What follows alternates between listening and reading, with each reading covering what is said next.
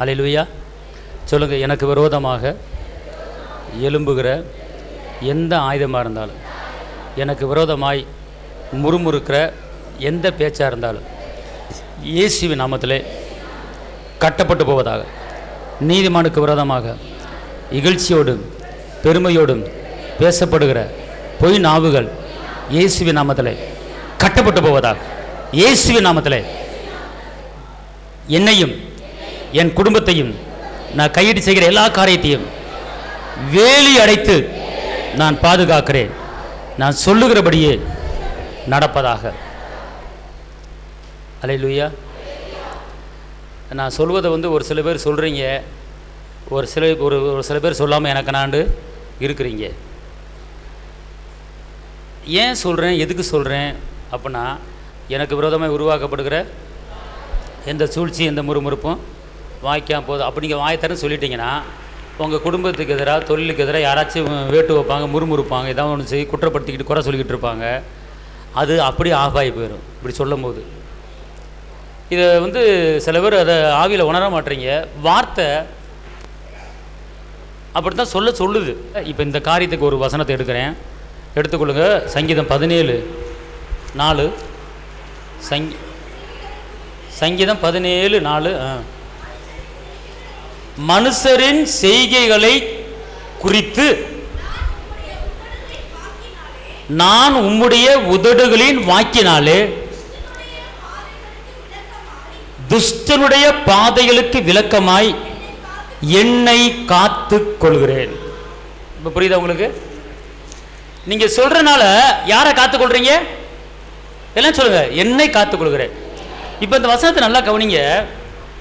மனுஷர் செய்கைகளை குறித்து நான் உம்முடைய உதடுகளின் வாக்கினாலே துஷ்டனுடைய பாதை. மனிதர்கள் உங்களுக்கு விரோதமாக துஷ்ட குணத்தோட, தவறான எண்ணத்தோட, பொறாமை எண்ணத்தோட உங்களுக்கு சில காரியங்களை உங்களுக்கு பின்னால வேட்டு வைக்கலாம், உங்களை குறித்து முறுமுறுப்புக்கலாம், உங்களை குறித்து குற்றப்படுத்தலாம், உங்களை குறித்து குறை சொல்லலாம். குடும்பத்துக்கு எதிராக, தொழிலுக்கு எதிராக, பிள்ளைகளுக்கு எதிராக ஏதாவது ஒரு குற்றப்படுத்தி குறை சொல்லி கொண்டிருக்கலாம். உங்களுக்கு எதிராக ஒரு சூழ்ச்சியை வச்சு கொண்டு இருக்கலாம். ஆனால் இந்த வசனத்தை நீங்க வாயை திறந்து சொல்லிட்டீங்கன்னா அது அப்படியே நிப்பாட்டப்படும், ஸ்டாப் ஆயிரும், எழும்பாது. இந்த வசனம் என்ன சொல்லுதுன்னா, மனுஷரின் செய்கைகளை குறித்து நான் உம்முடைய உதடு வாக்கினாலே. எதனால? எல்லாம் சொல்லுங்க, உதடுகளின் வார்த்தையினாலே துஷ்டமான பாதைகளுக்கு விலக்கி விலக்கி என்னை பாதுகாத்துக் கொள்வேன். இப்ப தவறான பாதைக்கு பாதுகாத்துக் கொள்றதுக்கு வழி என்னது? உங்க வாயின். புரிஞ்சு போச்சா உங்களுக்கு? இப்ப புரியுதா புரியலையா உங்களுக்கு? ஏன் உங்களை நான் பேச சொல்றேன், ஏன் உங்களை அறிக்கை பண்ண சொல்றேன் அப்படின்னு கேட்டா, உங்களுக்கு தெரியாமையே பின்னாடி யாராவது துஷ்டத்தனமா சில பாதைகளை, தவறான பாதைகளை உங்களுக்கு வச்சிருக்கலாம். ஆனா இந்த வார்த்தை எனக்கு விரோதமாய் ஒரு வழியா வருகிற போராட்டங்கள் இயேசுவின் நாமத்தில் 7 வழியா ஓடிவோம் அப்படின்ட்டீங்கன்னா உங்களுக்கு ஒரு பாதுகாப்பு அந்த இடத்துல என்ன செஞ்சிடும்? உண்டாயிரும். ஆமீன் சொல்லுங்க. அல்லேலூயா, அல்லேலூயா. அதுக்குத்தான் ஒவ்வொரு வாரமும் என்னென்ன பிரச்சனையில் ஒரு சில பேர் கடந்து வந்திருக்கீங்களோ அதுக்கு தகுந்தாற் போல இயேசுவானவர், ஆவியானவர் அந்த வார்த்தைகளை சொல்ல வைக்கிறார். இப்ப இந்த வாரம் என்ன வார்த்தையை சொல்ல வைக்கிறார் அப்படின்னு கேட்டா, உனக்கு எதிராக சூழ்ச்சி, உனக்கு எதிராக முறுமுறுப்பு, உன்னை கண்காணிச்சுக்கிட்டு நம்ம பொறாமப்பட்டு இருக்கிறவங்களுடைய சூழ்ச்சிகள், பேசுகிற முறுமுறுப்புகள் உனக்கு வாய்க்காமலே போகும்படியாக இந்த வார்த்தையை வாயில சொல்லிட்டா போதும், வராது. அதான் எனக்கு விரோதமாய் உருவாக்கப்படுகிற எந்த ஆயுதமாக இருந்தாலும் இயேசுவின் நாமத்திலே வாய்க்காமலே போவதாக. ஆமீன் சொல்லுங்க, சொல்லுங்க. இயேசுவின் நாமத்திலே வாய்க்காமலே வாய்க்காமலே வாய்க்காமலே வாய்க்காமலே போவதாக. எனக்கு எதிராக, என் குடும்பத்துக்கு எதிராக, என் பிள்ளைகளுக்கு எதிராக, கையீடு செய்கிற வேலைக்கு எதிராக மனிதர்கள் மூலமாக செய்யப்படுகிற சூழ்ச்சிகள், முறுமுறுப்புகள் எது இருந்தாலும் இயேசுவின் நாமத்தில் வாய்க்காமலே வாய்க்காமலே வாய்க்காமலே வாய்க்காமலே போவதாக, செயல் இழந்து போவதாக. அல்லேலூயா, அல்லேலூயா. இப்போ உங்களுக்கு ஒருத்தர் 1 லட்சம் கொடுக்குறேன்னு சொல்லியிருப்பாரு சாயங்காலம். அதுக்குள்ளே எவனோ ஒருத்தன் போய் அதை கொடுக்க விடாமல் ஆக்கிடுவான். அதுதான் சூழ்ச்சி. ஆனால் இந்த வார்த்தையை சொல்லிட்டீங்கன்னா அந்த சூழ்ச்சி என்ன செய்யாது? எலும்பாது. ஆமீன் சொல்லுங்கள். அல்லேலூயா. அதனால் அடிக்கடி தேவனுடைய வார்த்தையை வாயில் என்ன செய்யுங்க? உச்சரியுங்கள். குடும்பத்தில் பிரிவினைகள் வரும்போது, சண்டைகள் வரும்போது நீங்கள் சொல்லுங்கள், என் குடும்பத்தில் கிரியை செய்கிற சண்டைக்கார ஆவியே இயேசுவின் நாமத்தில் வெளியே போ. கொலோசியர் 1:20 படி இயேசு சிலுவையில் சிந்தின இரத்தத்தினால எனக்கும் என் குடும்பத்தில் இருக்கிற யாவருக்கும் சமாதானத்தை கொடுத்துருக்கிறார். அப்படி நீங்கள் சொல்லும்போது சமாதானத்தின் வல்லமை உங்களுக்கு என்ன செஞ்சிடும்? கடந்து வந்துடும். அல்லேலூயா, அல்லேலூயா. ரைட்.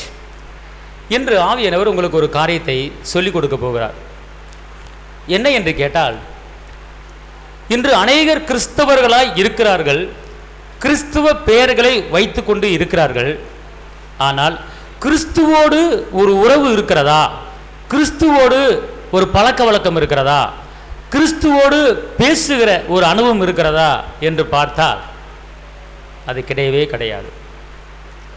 உறவு என்றால் என்ன? பேச்சு என்றால் என்ன?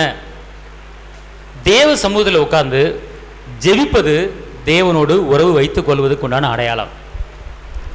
தேவனோடு அவரை மகிமைப்படுத்தி அவரை துதித்து ஸ்தோத்திரித்து நம்முடைய விண்ணப்பத்தை வைப்பது அது ஒரு உறவு. பார்த்துக் கொள்ளுங்கள். இன்னைக்கு ஒரு வீட்டில் ஒரு தகப்பன் இருந்தால் அந்த தகப்பனோட பிள்ளை என்ன செய்வான்? பேசுவான், உறவாடுவான். பேசாமல் உறவாடாமல் எதுவும் செய்ய முடியாது. மகனுடைய தேவைகளை தகப்பனிடத்திலே மகன் கேட்பான். அதே போல இன்று நம்முடைய வாழ்க்கையில் நம்முடைய தேவைகளை தேவனிடத்தில் என்ன செய்ய வேண்டும்? கேட்க வேண்டும். பாருங்க, ஏசப்பா நம்மளுக்கு இந்த பூமியில் எப்படி வாழ வேண்டும் என்று நம்மளுக்கு கற்றுக் கொடுத்திருக்கிறார். இயேசுவிடத்திலே ஒரு சில பேர் கேட்கிறாங்க, எப்படிப்பா நாங்கள் ஜெபிக்க வேண்டும், எப்படிப்பா எங்கள் விண்ணப்பத்தை இடத்துல வைக்க வேண்டும் அப்படின்னு கேட்கும்போது அவர் ஒரு காரியத்தை சொல்லிக் கொடுக்கிறார். லூக்கா 11ஆம் அதிகாரத்தில் லூக்கா 11 முதல் வசனம் வாசிங்க.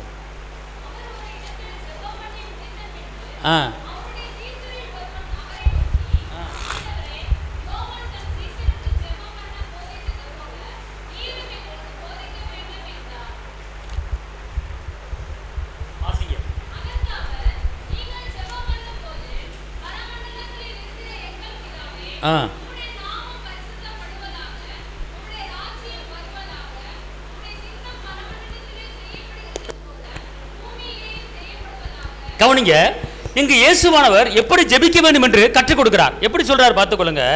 நீங்கள் ஜெபம் பண்ணும் போது பரலோகத்தில் இருக்கிற எங்கள் பிதாவே, உம்முடைய நாமம் அச்சிக்கப்படுவதாக, உம்முடைய சித்தம் பூமியில செய்யப்படுவதில் புலோகத்தில் செய்யப்படுவதாக, எங்கள் அணிந்த உணவை எங்களுக்கு. இந்த பாருங்க, இந்த வசனம் இந்த ஜெபம் மனப்பாடமாக வந்துடும். பார்த்துக்கொள்ளுங்க. இந்த ஜெபத்தை நான் படிக்கிறதுக்கு மணலில் முழங்கால் படிட்டு இந்த ஜெபத்தை நான் படித்தேன். பார்த்துக்கொள்ளுங்க. இது பைபிள் இந்த ஜெபம் இருக்குது. ஆனால் எங்களுக்கு கத்தோலிக்க குடும்பங்களை பார்த்தீங்கன்னா சின்ன குறிப்பிட்டுன்னு சொல்லி ஒரு புக்கு இருக்கும். பார்த்துக்கொள்ளுங்க. அதில் எல்லா ஜெபம் அதில் இருக்கும். பார்த்துக்கொள்ளுங்க. விசுவாச பிரமாணம் இருக்கும், அருளிந்த மாதிரி இருக்கும், பரலோகத்துக்கு மந்திர ஜெபம் இருக்கும். இந்த பரலோகத்துக்கு மந்திருக்கிற ஜெபம் மாத்திரம்தான் இயேசுவானவர் கற்றுக் கொடுத்த ஒரு ஜெபம். பார்த்துக்கொள்ளுங்க. அப்ப அவர் என்ன சொல்றாரு? பரலோகத்தில் இருக்கிற எங்கள் பிதாவே. அப்ப நான் எடுத்த உடனேயே அந்த பரலோகத்தை பார்த்து, அந்த தேவாதி தேவனை பார்த்து துதித்து ஸ்தோத்திரித்து ஆராதித்து அவருக்கு முதல்ல நீ மகிமையை செலுத்தணும். நம்முடைய பார்வையும் நம்முடைய எண்ணங்களும் பரலோக மண்டலத்தில் இருக்கிற எங்கள் பிதாவே. அப்படின்னா அந்த பிதாவை நோக்கி, அந்த கர்த்தரை நோக்கி, அந்த பரலோகத்தில் இருக்கிற அந்த தேவாதி தேவனை நோக்கி அவருக்கு முதல்ல என்ன செய்யணுமா? மகிமை செலுத்தணும். அவருக்கு நன்றி சொல்லணும். அதான் கற்றுக் கொடுக்கிறாரு. பார்த்துக்கொள்ளுங்க. அதான் கற்றுக் கொடுக்கிறாரு. அது மாத்திரமல்ல, அப்புறம் அடுத்து என்ன சொல்றாருன்னா, உம்முடைய நாமம் என்ன செய்து? பரிசுத்தப்படுவதாக. உம்முடைய நாமம் பரிசுத்தப்படுவதாக.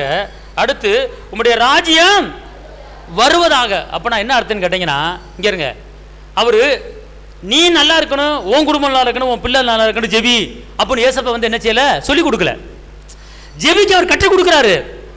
முத நீ செய்ய வேண்டிய காரியம் என்ன, நீ எப்படி ஜெபிக்கணும், ஜெபிக்கிறதுக்கு வழிமுறை என்ன அப்படின்னு கேட்டா, பரலோகத்தில் இருக்கிற எங்கள் பிதாவே உம்முடைய நாமம் மகிமைப்படுவதாக. அப்படின்னா அந்த மகிமை என்பது துதி, மகிமை என்பது ஆராதனை, மகிமை என்பது ஸ்தோத்திரம், மகிமை என்பது தேவனுக்கு கனத்தை செலுத்துவதுதான். அப்ப அந்த தேவாதி தேவனுக்கு நாம் என்ன செய்ய வேண்டுமா, மகிமையை செலுத்த வேண்டும், கனத்தை செலுத்த வேண்டும், உயர்வை செலுத்த வேண்டும். அது மாத்திரமல்ல, அது என்ன சொல்றாருன்னா, எங்களுக்கு வேண்டிய ஆகாரத்தை அன்றன்று எங்களுக்கு தாரும். இந்த வார்த்தையை நம்ம யாருமே சொல்வது கிடையாது. காலையில் எந்திரிச்சு ஜெபிக்கும் போது தகப்பனே இன்னைக்குள்ள சாப்பாடை, இன்னைக்குள்ள ஆகாரத்தை எங்களுக்கு தாங்க அப்படின்னு கேட்கறதே கிடையாது. ஏன்னா ஏற்கனவே 25 கிலோ பை ஒரு சிப்பத்தை எடுத்து போட்டாச்சு, அது போட்டு ஒரு வாரம் தான் இருக்குது, இன்னும் வந்து 25 நாளைக்கு வரும். அதனால் அரிசி இருக்குது. ஏற்கனவே கடைக்கு போய் கடுகு மிளகு சீரகம் எல்லாம் ஒரு 100 200 150 வாங்கி டப்பாவில் போட்டு வச்சாச்சு. ஏற்கனவே அது இருக்குது, அது தெரியும். அப்போ பசிச்சா அதை ஆக்கி சாப்பிட்டுக்கலாம். இன்னொரு டப்பாவில் கோதுமை பாக்கெட்டு 2 கிலோ பாக்கெட்டு ரெடியாக இருக்குது. இந்த பக்கம் ரவை பாக்கெட்டு ஒரு 1/2 கிலோ ரெடியாக இருக்குது. எல்லாம் மொத்தமாக மாதத்துக்கு 5ஆம் தேதி வாங்கி வச்சாச்சு. அன்று நாள் அப்பத்தை எதுக்கு ஏசப்பாட்டை கேட்டுக்கிட்டு, அதான் வீட்டில் இருக்கே நம்ம சமைச்சிக்கலாமே அப்படின்னு நினச்சிக்கிட்டு, அப்படி சிந்திச்சுக்கிட்டு, ஆண்டவரே அன்று அப்பத்தை எனக்கு தாருன்னு சொல்லி நம்ம கேட்குறதே கிடையாது. ஆமாவா இல்லையா? எந்த சின்ன கத்தரை துதி சோத்தரிச்சு ஆண்டவரே எனக்கு அதுவனு இதுவனு கேட்குறோம். ஆனால் அவர் கற்றுக் கொடுத்த காரியம் என்ன, அவர் சொல்லிக் கொடுத்த ஜெபம் என்ன? அவர் சொல்லிக் கொடுத்த ஜெபம் பரலோகத்தில் இருக்கிற எங்கள் பிதாவே உம்முடைய நாமம் பரிசுத்தப்படுவதாக. அப்பனா அவரை துதிக்கிறது, அவர் ஆராதிக்கிறது. உம்முடைய ராஜ்யம் பூமிக்கு வருவதாக. அப்பனா இங்க இருங்க, பரலோகத்தில் செய்யப்படுவது போல இந்த பூமியில் செய்யப்படுவதாக அப்படி கேளு அப்படிங்கிறார். அப்பனா பரலோகத்தில் என்ன செய்யப்படுகிறது? பரலோகத்தில் சண்டை போட்டுக்கிட்டு, குத்து சண்டை போட்டுக்கிட்டு, பாக்ஸிங் பண்ணிக்கிட்டு, ஒருத்தர் உதச்சிக்கிட்டு மீச்சுக்கிட்டு அப்படியே பரலோகத்தில் இருக்கிறாங்க? பரலோகத்தில் இரவும் பகலும் தேவனுடைய நாமத்தை மகிமைப்படுத்தி பரிசுத்தர் பரிசுத்தர் பரிசுத்தர் அல்லேலூயா அல்லேலூயா பரிசுத்தர் என்று இரவும் பகலும் ஷிஃப்ட் போட்டு தேவ தூதர்களை தேவாதி தேவனை அவர்கள் துதித்துக் கொண்டிருக்கிறார்கள். நீங்கள் வாசித்து பாருங்கள். பரலோகத்தில் சண்டை கிடையாது, பசி கிடையாது, பட்டினி கிடையாது, சூரியன் கிடையாது. நீதியின் சூரியன் இயேசுவானவரே அங்கே என்ன செய்றாரு, இருக்கிறார். அப்ப பரலோகத்தில் செய்யப்படுவது போல பூலோகத்தில் செய்யப்படுவதாக. அப்பனா அப்ப பரலோகத்தில் என்ன செய்யப்படுகிறது, பரலோகத்தில் என்ன செய்கிறார்கள் என்று கேட்டால், நீங்கள் வேதத்தை வாசிக்கும் போது பரலோகத்திலே இரவும் பகலும் தேவனை மகிமைப்படுத்திக் கொண்டு இருக்கிறார்கள், துதித்துக் கொண்டு இருக்கிறார்கள், அல்லேலூயா பரிசுத்தர் என்று சொல்லிக் கொண்டு இருக்கிறார்கள். அப்படித்தான் வேதவசனம் இருக்கிறது. அப்ப இந்த காரியத்தை நீ கேளு, இந்த காரியத்தை நீ சொல்லு, இந்த காரியத்துக்காக ஜெபி. அப்படித்தான் இங்க இயேசுவானவர் ஜெபத்தை கற்றுக் கொடுக்கிறார். அல்லேலூயா. ஏன்னா துதி இருக்கிற இடத்துல பிரச்சனை இருக்காது, துதி இருக்கிற இடத்துல கட்டு உடையும், துதி இருக்கிற இடத்துல பிரச்சனை கடந்து வரும், துதி இருக்கிற இடத்துல பலவீனத்துக்கு இடமே கிடையாது, துதி இருக்கிற இடத்துல கவலைக்கு இடம் கிடையாது, துதி இருக்கிற இடத்துல சமாதான குறைச்சல் இடம் கிடையாது. துதி ஸ்தோத்திரம் இருக்கிற இடத்துல தேவனோட மகிமை ஊற்றப்பட்டு கொண்டிருக்கும், பிரச்சனையே அந்த இடத்துல வராது. பவுல் சீலாவும் துதித்த போது சிறை கம்பி கதவுகள் உடைந்தன. யோசபாத்து துதித்து பாடல்களை அனுப்பும் போது எதிராளிகள் விழுந்தார்கள். 2 நாளாகமம் 20ஆம் அதிகாரத்துல நல்லா தெரிஞ்சு கொள்ளுங்க. அப்ப துதிக்கும் போது என்ன நடக்குதுன்னு கேட்டால் பிரச்சனை உடையுது. அப்ப அதான் பரலோகத்துல செய்யப்படுவது போல இந்த புலோகத்தில் செய்யப்படுவதாக. அன்றுண்ட ஆகாரத்தை எங்களுக்கு தாரும். எதுக்குங்க அன்றுண்ட ஆகாரத்தை தாருன்னு கேட்டால், இந்த பக்கத்தில் 25 கிலோ அரிசி கிடக்கு, இந்த ஜாமான் இருக்குது, எதுக்கு கேட்கணும் அப்படின்னு நினச்சி நீ கேட்காம இருக்காதீங்க. வசனம் சொல்லுது, அவர் அப்பத்தையும் அவர் தண்ணீரையும் ஆசீர்வதித்து நோயை உன்னை விட்டு விலக்குவார். நீங்க உங்க வீட்டில் அரிசி டப்பால் அரிசி இருக்கலாம், நல்லது, தப்பு இல்லை. ஆனால் தகப்பனே இந்த நாளுக்குண்டான ஆகாரத்தை எங்களுக்கு தாரும் என்று சொல்லும்போது, அப்பத்தையும் தண்ணீரையும் ஆசீர்வதி என்று சொல்லும்போது, இந்த ஆகாரத்து மூலமாக, இந்த உணவு மூலமாக எந்த ஒரு நோயும் உங்களுக்கு வராமல், இந்த வார்த்தை மூலமாக தேவன் பரிபூர்ணமான ஒரு சுகத்தை கொடுத்து கர்த்தர் உங்களை ஆசீர்வதித்து உங்களை நோய் நொடி இல்லாமல் காப்பாற்றுவார். இந்த வார்த்தையை சொல்லும்போது, ஆண்டவரே இன்றுக்குள்ள அப்பத்தை எங்களுக்கு தாரும், இன்றுக்குள்ள ஆகாரத்தை எங்களுக்கு தாரும், அப்பத்தையும் தண்ணீரை ஆசீர்வதித்து நோயை விட்டு எங்களை விலக்கும் அப்படின்னு சொல்லிட்டீங்கன்னா, ரவையில் வண்டு கிடக்கும், இருக்குமா இருக்காதா? ஒரு 5 நாள் கழிச்சு ரவையை வாங்கி வச்சுட்டு 5 நாள் கழிச்சு ரவையில் பாருங்கள், வண்டு இருக்குமா இருக்காதா? என் புருஷக்காரன் வயிறு பொண்டாட்டியம்மா அடுப்பில் தண்ணியை கடவுள் போட்டு தண்ணியை ஊற்றி வச்சுட்டு டக்குன்னு ரவை டப்பா திறந்து டக்குன்னு அள்ளி போட்டுருவேன். உள்ள வண்டு கிடக்கா பூச்சி கிடக்கா தெரியாது. கிண்டு வச்சு தின்றா அப்படின்ட்டு கடைசியில் வயிற்றால போயிட்டு கிடக்கும். உணவு மூலமாக வயிற்றால வந்துருச்சு. நீ காலையிலே முழங்கால் பிரிட்டு தகப்பனே இந்த நாளுக்கு உண்டான அப்பத்தையும் தண்ணீர் ஆசீர்வதிங்க அப்படின்னா கர்த்தர் அந்த இடத்துல வண்டெல்லாம் எடுத்து போட்டு உனக்கு நல்ல ரவையாக கொடுத்துருப்பாரு. ஆமாவா இல்லையா? சில தாய்மார்கள் பிள்ளைகள் வலுவலும் விழுகுங்க, உடனே பிள்ளைகள் தெரியாமல் சில வண்டு கண்டு எடுக்க அப்படி போட்டு விட்ருவாங்க. அப்படிலாம் செய்யாதீங்க. கொஞ்சம் லேட்டானாலும் ரவையை நல்லா கீழே போட்டு நல்லா பார்த்து வண்டு கிண்டு பூச்சி கீச்சி இருக்கான்னு பார்த்துட்டு அதுக்கப்புறம் நீங்கள் என்ன செய்யுங்க. அல்லேலூயா சொல்லுங்கள். ஆமாவா இல்லையா? அவர் இந்த ஏசப்பா இந்த மாதிரி ஜெபிங்கப்பான்னு சொல்லி கொடுத்து அன்றுள்ள அப்பத்தை எங்களுக்கு தார அப்போனா டெய்லி கேட்கணும். நீங்கள் டெய்லி கேட்கணும். இப்போ வந்து சிக்கன் எடுத்துக்கிட்டால் அதில் ஒரு நோய் வருதுங்கிறாங்க, ஆட்டுக்கறி எடுத்துக்கிட்டால் அதில் கொலஸ்ட்ரால் இருக்குது அப்படிங்கிறாங்க, பாமாயில் எடுத்துக்கிட்டால் அதில் ஒரு நோய் இருக்குன்றாங்க, சரி சூரியகாந்தி எண்ணெயை வச்சா அதில் இது வருதுன்றாங்க, எல்லாத்துலேயுமே ஏதாவது ஒரு நோய் வருது அப்படிங்கிறாங்க. அப்போ எதைத்தாயா சாப்பிட்றது சொல்லுங்கள் பார்ப்போம்? எதைத்தான் சாப்பிட்றது? 30 நாள் ஊசி போட்டு கோழி வளர்க்குறாங்க, சாப்பிட்றாதீங்க அப்படிங்கிறாங்க. வேறு கம்மியான விலைக்கு அந்த கோழி தான் கிடைக்குது. ஆட்டுக்கறி கிலோ 600 ரூபா, கோழி வந்து 120 130. அப்போ வீட்டில் கறி பிள்ளை கேட்குன்னு சொல்லிட்டு 120 கொடுத்து 1 கிலோ வாங்கி ஆக்கி வச்சு இந்த கறி சாப்பாடு வச்சுருக்கேன் அப்படின்னு சொல்லி அம்மா திருப்தியாக கறியை போட்டு கொடுத்துருது. நான் 600 ரூபாய்க்கு வாங்காமல் செலவு மிச்சம் பண்ணுறதுக்கு. அப்படியே ஆட்டுக்கறியை வாங்கி வச்சாலும் ஆட்டுக்கறியில் கொலஸ்ட்ரால் இருக்குது, கொழுப்பு இருக்குது, பார்த்து கொஞ்சமாக சாப்பிடுங்க, கொழுப்பு ஏறிட போகுது ஆட்டுக்கறியில் அப்படின்னு அந்த கதையும் சொல்லி போடுறாங்க. இப்படி உணவு மூலமாக பலவித வியாதி பலவித நோயாட்டியம் வருது. ஆனால் தகப்பனே இந்த நாள் சாப்பிடுகிற இந்த ஆகாரத்தை நீ ஆசீர்வதித்து அப்பத்தையும் தண்ணீரை ஆசீர்வதித்து நோயை என்னை விட்டு விலக்கி காப்பதுக்காக ஸ்தோத்திரம் அப்படின்னு சொல்லிட்டு ஒரு வாயை திறந்து ஒரு வார்த்தையை சொல்லிட்டு நீங்கள் சாப்பிட்டீங்கன்னா சாப்பாட்டு மூலமாக வருகிற எந்த நோயும் உங்கள் குடும்பத்துக்கு பிள்ளைகளுக்கு என்ன செய்யாது, வராது. ஆமேன். அதுதான் ஏசப்பாவுக்கு தெரியும். உன்ட ஜாமான் தட்டி அரிசி பருப்பு எல்லாமே இருக்க அவருக்கு தெரியும். தெரிஞ்சுக்கிட்டு தான் சொல்கிறார். ஏன்னா நோயில் வந்து சாப்பாடில் வந்து நோய் வரும் நிறையா. அப்போ இப்படி ஜெபிச்சிட்டோம்னா அதுதான் அன்றுள்ள அப்பத்தை எங்களை என்ன எப்படி போட்டிருக்கு, எங்களுக்கு வேண்டிய ஆகாரத்தை அன்றன்றும் எங்களுக்கு என்ன செய்யும், தாரும். அன்றன்று எங்களுக்கு தாரும். அல்லேலூயா. அன்னன்னைக்கு ஃப்ரெஷ்ஷாக தாரும் அப்படிங்கிறார். அப்போ நம்ம கேட்குற காரியம் எல்லாம் சொல்லுங்க, இயேசுவே அன்றன்று உள்ள ஆகாரத்தை எங்களை ஆசீர்வதித்து அப்பத்தின் தண்ணீரை ஆசீர்வதித்து நோயை எங்களை விட்டு விலக்கி எங்களை பாதுகாத்து கொண்டு எந்திரிச்ச உடனே படுக்கையில் எந்திரிச்ச உடனே கர்த்தாவே இந்த இரவில் காப்பாற்ற உமக்கு ஸ்தோத்திரம் நன்றி அப்படின்னு சொல்லிட்டு தான் என்ன செய்யணும், எந்திரிக்கணும். அதுக்கப்புறம் தனிப்பட்ட முறையில் ஒரு ஜெபம் செய்யணும். அதுக்கப்புறம் சாப்பிடும்போது அந்த ஆகாரத்து மேலே கையை வச்சு தகப்பனே இந்த அப்பத்தையும் இந்த தண்ணீரையும் என்ன செய்யுங்க, ஆசீர்வதிங்க அப்படி சொல்லணும். அப்படி சொல்லும்போது அந்த சாப்பாட்டில் இருக்கிற எந்த நோயும் என்ன செய்யுது, உங்கள் உடம்புக்கு என்ன செய்யுது, ஒட்டாது. ஆமேன்னு சொல்லுங்கள். அல்லேலூயா, அல்லேலூயா.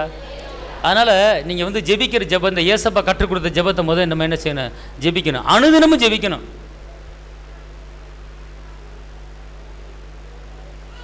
இப்போ ஜெபிக்கலன்னு வச்சுக்கொள்ளுங்களேன், நம்மக்கிட்ட ஒரு பாவம் வந்துடுது. எடுத்துக்கொள்ளுங்க 1 சாமுவேல் 12:23.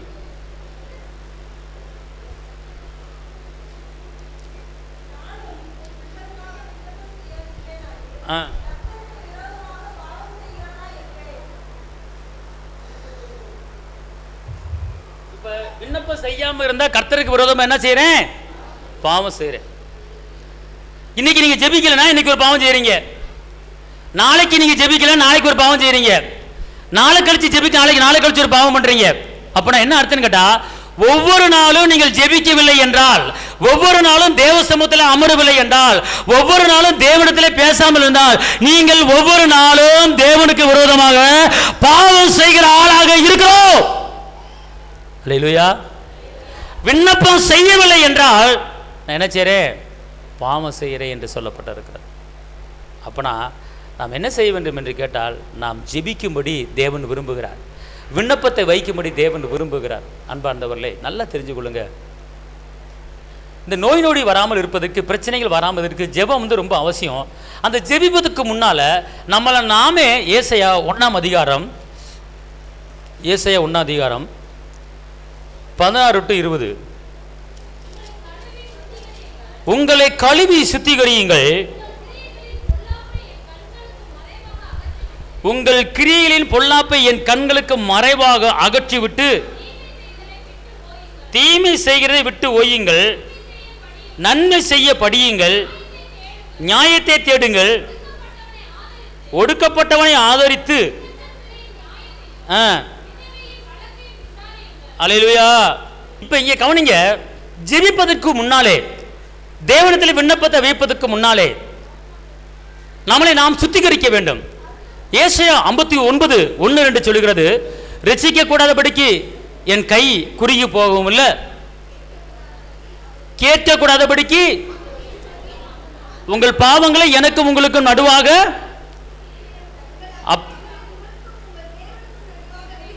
அப்ப தேவனுக்கு நமக்கும் ஒரு பிரிவு வருகிறது, தேவனுக்கு நமக்கு ஒரு பிளவு வருகிறது. எப்போது பிரிவு வருகிறது, எப்போது பிளவு வருகிறது என்று கேட்டால், நாம் பாவம் செய்யும் போது தேவனுக்கு நமக்கும் இருக்கிற உறவு, அவர் செவி கொடுக்க முடியாதபடி அந்த உறவு, நம்முடைய ஜெபத்தை கேட்க முடியாதபடி அந்த உறவு. அப்ப அவர் சொல்றாரு, ஜெபம் விண்ணப்பம் பரலோகத்துக்கு போகாமல் தடைபடுகிறது. எப்படி என்று கேட்டால், ரட்சிக்க கூடாதபடிக்கு என் கை குறுகி போகவும் இல்லை, கேட்க கூடாதபடிக்கு செவி மந்தவும் இல்லை, உங்கள் பாவங்களே எனக்கும் உங்களுக்கும். பாத்தீங்களா, ஜெபம் பதில் வராமல் இருக்கிறதுக்கு காரணம் என்னன்னு கேட்டா, நம்மிடத்தில் இருக்கிற அக்கிரமங்களும் நம்மிடத்தில் இருக்கிற பாவங்களும் தான். அப்ப இங்க சொல்லப்பட்டிருக்கு பாருங்க, நீங்கள் சுத்திகரிக்கப்பட வேண்டும் என்று அவர் சொல்லுகிறார். எப்படி சொல்லப்பட்டிருக்கு பார்த்துக்கொள்ளுங்க, சுத்திகரிக்கப்பட வேண்டும், நன்மை செய்ய படியுங்கள். அப்படின்னா நியாயத்தை தேடுங்கள், அதாவது நன்மை செய்ய படிக்கணும். தீமை செய்வதற்கு ஓடக்கூடாது, தீமை செய்வதற்கு படிக்க கூடாது, நன்மை செய்யதை என்ன செய்யணும், படிக்கணும். நியாயமான காரியத்துக்காக நீங்க என்ன செய்யணும், ஓடணும். நியாயமான காரியத்தை தேடணும். ஒடுக்கப்பட்டவனை ஆதரித்து திக்கட்டு நியாயத்தையும் விதவியும் என்ன செய்ய, வழக்கை என்ன செய்யுங்க, விசாரிங்க அப்படிங்கிறது. விசாரிக்க வேண்டிய காரியம் என்னென்ன அப்படின்னு கேட்டா, இந்த காரியம் தான் பார்த்துக்கொள்ளும். நாம் ஜெபிப்பதற்கு முன்னாலே நம்முடைய உள்ளத்தை ஆராய்ந்து பார்க்க வேண்டும், நம்முடைய இதயத்தை ஆராய்ந்து பார்க்க வேண்டும். தேவனுக்கு விரோதமான பொல்லாத காரியங்கள் எதுவும் என்னிடத்தில் இருக்கா? இந்த வசனம் சொல்லுது, அதாவது உங்களை கழுவி சுத்திகரி, உங்கள் கிரியைகளின் பொல்லாப்பை உன் கண்களுக்கு மறைவாக, தவறான காரியங்களே உன் கண்களுக்கு மறைவாக தூக்கி எறிந்து விடு. பொறாமையை தூக்கி எறிந்து விடு, அவிவிசுவாசத்தை தூக்கி எறிந்து விடு, துக்கத்தை தூக்கி எறிந்து விடு, கவலையை தூக்கி எறிந்து விடு, வன்கனை தூக்கி எறிந்து விடு, முறுமுறுப்பை தூக்கி எறிந்து விடு, கசப்பை தூக்கி எறிந்து விடு, சமான குளத்திலே தூக்கி எறிந்து விடு. இவைகளை எல்லாவற்றையும் தூக்கி எறிந்து விட்டு தேவ சமூகத்துக்கு வரும்போது தேவன் ஒரு மகத்துவமான காரியத்தை நமக்கு அவர் செய்வார். ஆமென், அல்லேலூயா, அல்லேலூயா. அது மாத்திரமல்ல, ஜெபிப்பதற்கு நாம் இந்த பூமியில என்ன நன்மைகளை செய்திருக்கிறோமோ அதை சொல்லி காட்டி தேவனிடத்தில் சொல்ல வேண்டும். தகப்பனே, என்னை ரட்சித்திருக்கிறேன், என்னை பிள்ளையாக மாற்றியிருக்கிறேன், இரத்த சிந்தி நான் மீட்கப்பட்டிருக்கிறேன், நான் கேட்டா கிடைக்கும், ஆபத்த காலத்தில் நோக்கி கூப்பிடு, நான் உன்னை விடுவிப்பேன் சொல்லியிருக்கிறீங்க, என்ன நோக்கி கூப்பிட்டால் அறியாத எட்டாத பெரிய காரியத்தை செய்வேன் சொல்லியிருக்கிறீங்க. அதனால நான் கேட்கிறேன், இந்த பிரச்சனையிலிருந்து தப்பி வைக்க எனக்கு வழி தெரியல, இந்த காரியத்தை எனக்கு விடுதலை வேணும் அப்படி என்று சொல்லி நீங்கள் கேட்கும் போது கண்டிப்பான முறையில் கர்த்தர் அந்த ஜெபத்தை கேட்பார். அல்லேலூயா, அல்லேலூயா. பாருங்க, ஒவ்வொரு வியாதிக்கும் இப்போ ஒரு இடத்துல அப்போஸ்தலர் எடுத்துக்கொள்ளுங்க, 28:8, அப்போஸ்தலர் 28:8, அப்போஸ்தலர் 28ஆம் அதிகாரம் 8ஆம் வசனம்.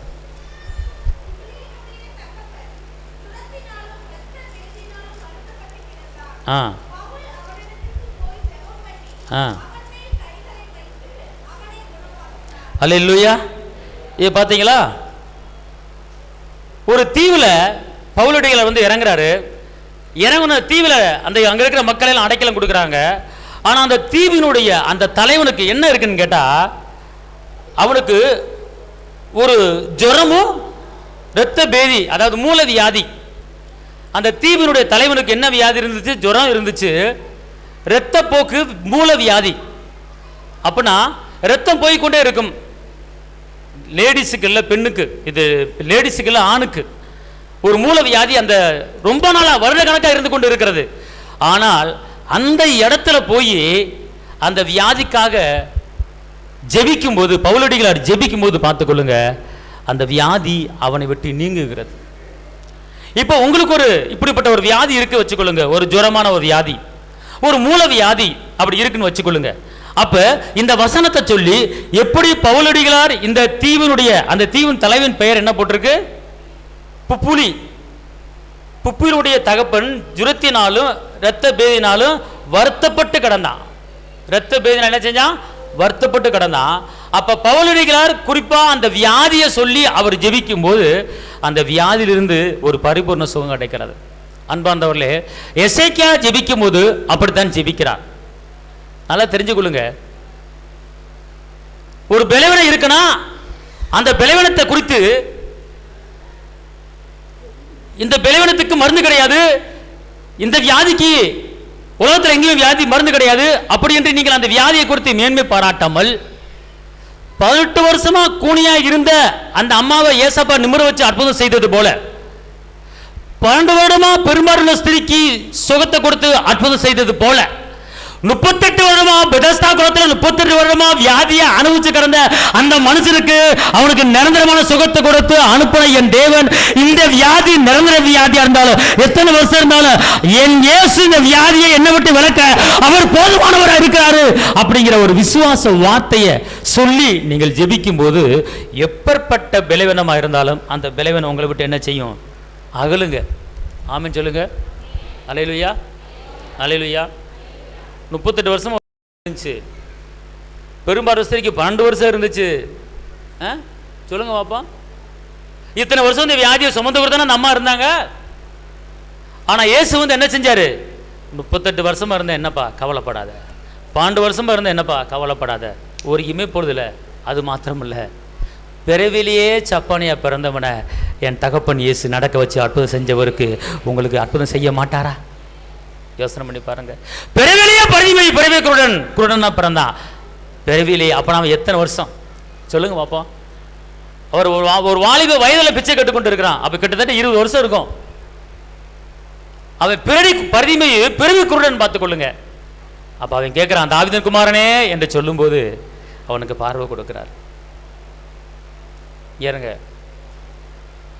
ஒரு டாக்டர் போய் செக்அப் பண்ண போறீங்க, உங்களுக்கு முதுகில் எலும்பு தேஞ்சிருக்குங்க, உங்களுக்கு வயசு 65 ஆகி போச்சு, இனிமேல் குணப்படுத்துவது சிரமம் அப்படின்னு டாக்டர் சொல்கிறத கேட்டிருக்கலாம். ஏங்க, உங்களுக்கு வயசு 50 ஆகி போச்சு, இந்த உறுப்பெல்லாம் ஃபால்ட் ஆகி போச்சு, இனிமேல் அதை குணப்படுறது சிரமம் அப்படின்னு டாக்டர் சொல்லலாம். ஆனால் நம்மளை பரலோகத்தில் இருக்கிற டாக்டர் சொல்கிறாரு, 38 வருஷமாக இருந்த என்ன, 50 வருஷமாக இருந்த என்ன, 65 வருஷமாக இருந்த என்ன, என் பார்வைக்கு அது ஒரு லேசான ஒரு காரியம். ஆமென், அல்லேலூயா. நாம் கேட்கிற விதம் எப்படிப்பட்ட விதம், எப்படி ஜெபிக்கிறோம் அப்படிங்கிறது தான் ஒரு காரணம்.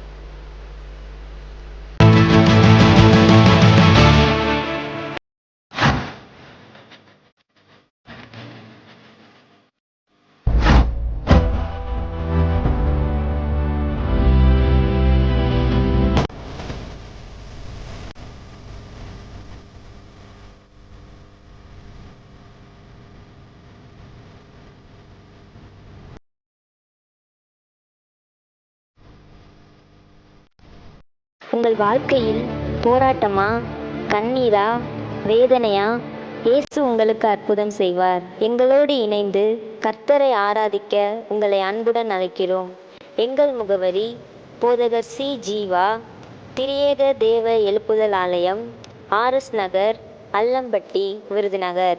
செல் நம்பர் 9443313673. Email address jiva.boj@gmail.com. ஞாயிறு ஆராதனையின் நேரம் காலை 8:30 மணி முதல் 10:30 மணி வரை. செவ்வாய்க்கிழமை மன்றாட்டின் ஆராதனை மாலை 6:30 மணி முதல் 8 மணி வரை. வெள்ளிக்கிழமை உபவாச கூட்டம் காலை 10 மணி முதல் 12 மணி வரை. மாதத்தின் 1ஆம் தேதி வாக்குத்தத்த ஆராதனை காலை 5 மணி முதல் 7 மணி வரை. கர்த்தர் உங்களை ஆசீர்வதிப்பாராக.